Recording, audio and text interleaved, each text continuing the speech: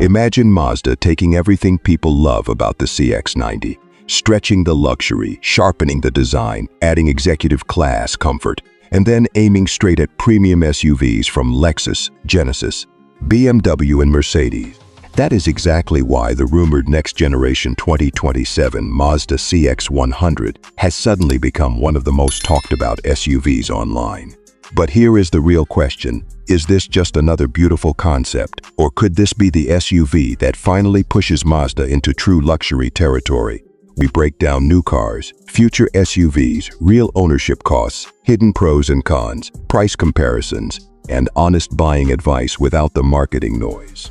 Today, we are taking a deep look at the new 2027 Mazda CX100 SUV, its expected advanced features, possible pricing, comfort level, performance direction, ownership cost, and most importantly, whether you should actually wait for it or buy something else today. At first glance, the CX100 looks like Mazda is no longer trying to be just a near-premium brand.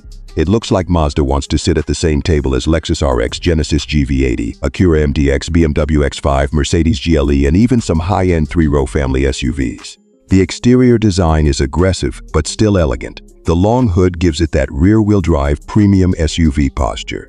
The front grille looks wider and more confident. The LED headlights are slim. The body lines are smooth, and the overall shape has that expensive, almost European feel. Mazda has always been good at emotional design, but this CX100 concept takes that idea much further. The side profile is where things get interesting. This does not look like a basic family hauler. It has a coupe-inspired roofline, large alloy wheels, flush-looking body details, dark glass, a strong shoulder line, and a very planted stance.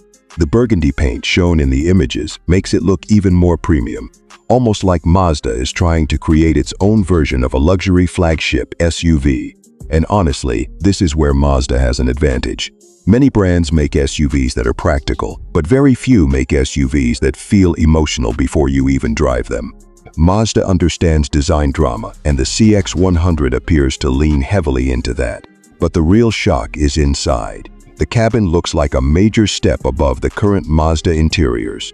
We are talking about deep burgundy leather, quilted seat patterns, wide digital screens, rear entertainment displays, ambient lighting, a panoramic glass roof, high-end wood-style trim, metallic speaker grilles, and a lounge-like rear seating setup. If Mazda actually delivers something close to this, the CX100 will not just be a bigger CX-90. It will be Mazda's statement that comfort, craftsmanship, and technology can exist without charging German luxury money. Let's talk about the facilities and features buyers would expect. A future CX100 would likely need a fully digital driver display, a wide infotainment screen, wireless Apple CarPlay and Android Auto, Google-based services or built-in connected navigation, over-the-air updates, a premium Bose or next-generation audio system, ventilated and heated seats, massaging front seats, heated second-row seats, power reclining rear seats, multi-zone climate control, wireless charging, multiple USB-C ports, panoramic sunroof, hands-free power tailgate, soft closed doors, and advanced sound insulation. If Mazda wants this SUV to compete seriously, it cannot just look luxurious. It has to feel luxurious every single day. The rear seat experience could become one of the biggest selling points. In the images, the rear cabin feels almost like an executive lounge. Rear screens, a wide center console, separate climate controls, premium leather, and soft ambient lighting all suggest Mazda may be targeting families who want comfort, but also business-class luxury. This could appeal to buyers who want a luxury SUV but do not want the badge pressure or maintenance cost of a German vehicle. For long road trips, airport runs, family travel, and even chauffeur-style use, this type of interior could make the CX100 very attractive. Now let's discuss performance. Mazda's current premium SUVs already use a turbocharged inline-six engine in some markets, and that engine fits Mazda's new rear-biased premium platform philosophy. For the CX100, the most realistic expectation would be a 3.3-liter turbocharged inline-six with mild hybrid support, possibly producing somewhere around 340 horsepower in higher trims. A plug-in hybrid version would also make sense, especially because luxury SUV buyers now want power and efficiency together. A full hybrid or PHEV CX100 could give buyers strong acceleration, better fuel economy, and short-distance electric driving for city use. If Mazda wants to make the CX100 special, it needs to focus on driving feel. Mazda has always been known for steering, balance, and driver connection. Even in an SUV, Mazda tries to make the vehicle feel smaller and more controlled than its size suggests. That is why the CX100 could be more enjoyable than many comfort-first competitors. But there is a risk here. If Mazda makes it too sporty, the ride may feel firm. If Mazda makes it too soft, it may lose the brand's personality. The ideal CX100 should feel quiet, stable, powerful, and refined, but still have that Mazda confidence when the road turns. Now let's talk price, because this is where the CX100 needs to be very careful. The current Mazda CX-90 starts around the high $30,000 range in the US, while upper trims move close to luxury territory. The CX-70 also starts above $40,000. If the CX-100 becomes a true flagship, a realistic estimated starting price could land around $48,000 to $55,000, with top trims possibly reaching $65,000 to $72,000 depending on powertrain and equipment. That would place it below many German luxury SUVs, but above typical mainstream three-row SUVs. Compared with rivals, that pricing could be smart. A Lexus RX Hybrid or TX can become expensive quickly. A Genesis GV80 feels very premium, but also sits in a higher price class once fully loaded. A BMW X5 or Mercedes GLE can easily move far beyond $75,000 with option. So if Mazda brings the CX100 with real luxury materials, strong performance, advanced safety, and a high-end cabin at a slightly lower price, it could become a serious value play. Not cheap, but smart luxury. Ownership cost is where Mazda could win. German SUVs often bring expensive maintenance, costly repairs, premium tires, expensive brake jobs, and complicated long-term ownership. Mazda usually has a reputation for more reasonable maintenance costs compared with many luxury brands. For a CX100, buyers should still expect higher costs than a CX-5 or CX-50, because this would be a bigger, more powerful, more complex SUV. Tires could be expensive, especially with large wheels.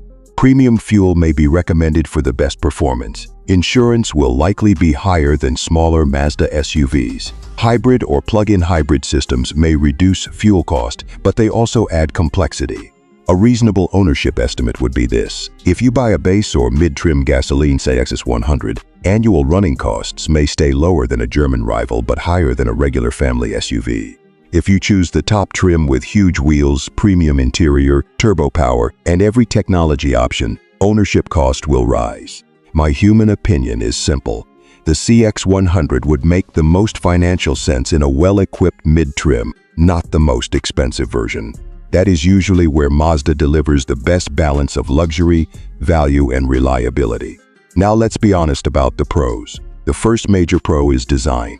The CX100 looks emotional, premium, and different from the typical boxy family SUV. The second pro is interior quality. If the final model matches the concept direction, this could be one of Mazda's best cabins ever. The third pro is expected driving feel. Mazda usually does steering and chassis tuning better than most mainstream brands. The fourth pro is value. If Mazda prices it below German luxury SUVs while offering similar comfort and technology, it could attract smart buyers. The fifth pro is brand trust. Mazda buyers often like the mix of reliability, style, and driver-focused engineering. But there are also cons, and this is where buyers need to pay attention. The first con is uncertainty. Until Mazda confirms final specifications, pricing, engine options, and release timing, everything should be treated carefully. The second con is brand perception. Mazda may build a luxury-level SUV, but some buyers spending $60,000 or more still want a luxury badge. The third con could be space. Mazda designs are beautiful, but sometimes style affects rear seat or cargo practicality. The fourth con could be infotainment. Mazda has improved, but some buyers still prefer more touchscreen-focused systems. The fifth con is resale risk. A new flagship model can be exciting, but first-year models sometimes face early issues, limited parts availability, or uncertain resale values. So who should buy or wait for the 2027 Mazda CX100? If you love Mazda design, Want a premium SUV without paying full German luxury pricing, and you are looking for something stylish, comfortable, and different? Then yes, this is absolutely worth watching. If you already like the CX-90 but want more luxury, more presence, and possibly more executive comfort, the CX100 could be the upgrade you were waiting for. It could be ideal for families, professionals, long-distance drivers, and buyers who want a luxury experience without shouting for attention. But should you buy it immediately if it launches? My honest recommendation is, do not rush into the first production batch unless Mazda offers strong warranty coverage, clear pricing, and proven powertrain reliability. Wait for early owner reviews, real fuel economy tests, third-party road tests, and dealer pricing. If the CX100 arrives with a strong inline-six hybrid setup, excellent safety features, and a price under loaded German rivals, then it could be a very smart buy. But if Mazda pushes pricing too close to BMW, Lexus, or Mercedes without matching their luxury network and prestige, then the value argument becomes weaker. For most buyers, I would recommend waiting for the mid-level or upper-mid trim. Avoid the base model if it lacks the premium features that make this SUV special. Also avoid the fully loaded version if the price gets too close to established luxury brands. The sweet spot should be a trim with leather seats, advanced safety, premium audio, panoramic roof, strong driver assistance, 360-degree camera, and the better engine option. That is where the CX100 could feel expensive without becoming financially unreasonable.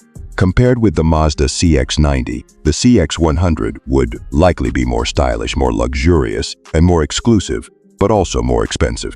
Compared with the Lexus RX or TX, Mazda may offer better driving feel and design emotion, but Lexus may still win on resale and hybrid reputation.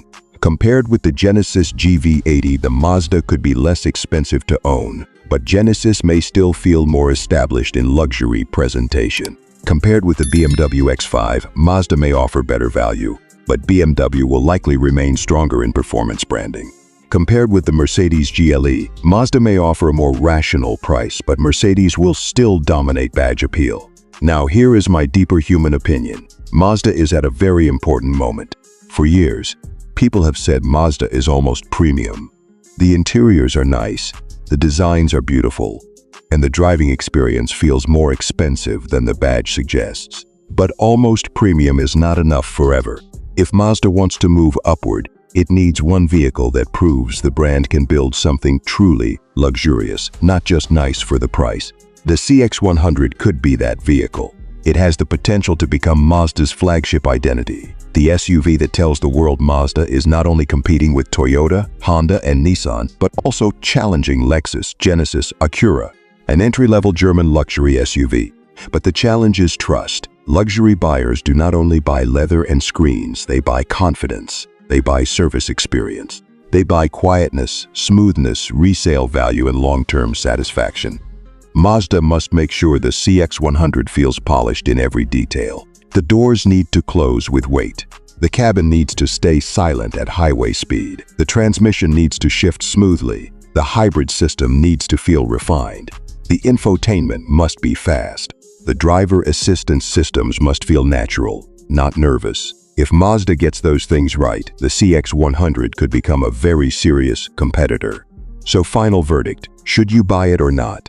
If the 2027 Mazda CX100 launches with a starting price around the low to mid $50,000 range, a powerful hybrid or turbo inline-six option, a truly premium cabin, strong safety tech, and Mazda's usual driving feel, then yes, it could be one of the smartest luxury SUV alternatives on the market. But if pricing climbs too high, or if the final model loses the bold interior and premium details shown in the concept images, then I would say look at the CX-90, Lexus TX, Genesis GV80, or even a certified pre-owned luxury SUV instead.